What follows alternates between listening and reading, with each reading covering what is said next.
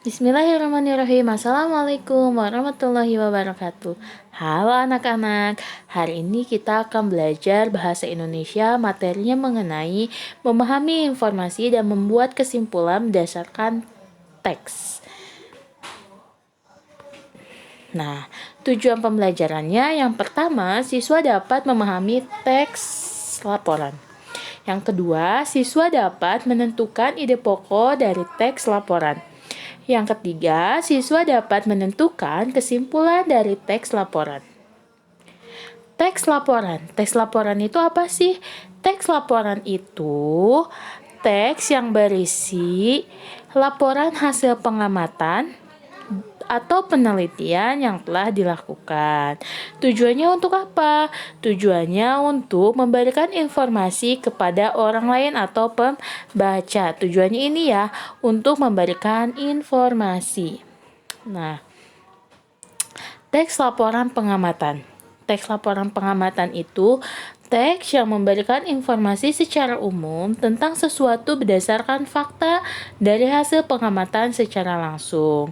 Nah, teks laporan itu biasanya lebih dari satu paragraf, ya. Nah, selain itu juga setiap paragraf kita dapat menentukan ide pokoknya.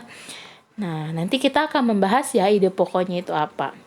Biasanya teks laporan pengamatan ini berisi tentang informasi atau pernyataan umum, kumpulan fakta atau hasil dari pengamatan, dan kesimpulan. Hasil pengamatan itu harus bersifat fakta ya.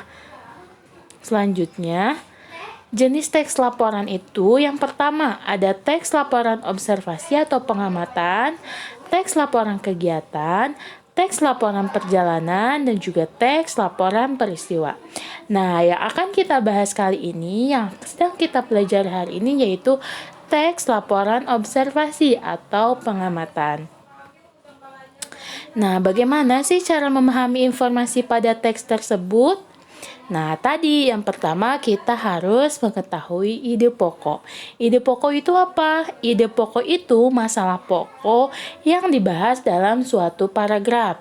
Nah, ada ciri-cirinya anak-anak. Ciri-cirinya yang pertama, mengandung pokok persoalan. Nah, tentang apa nih paragraf tersebut? Terus juga biasanya ide pokok itu ditemukan dalam kalimat utama.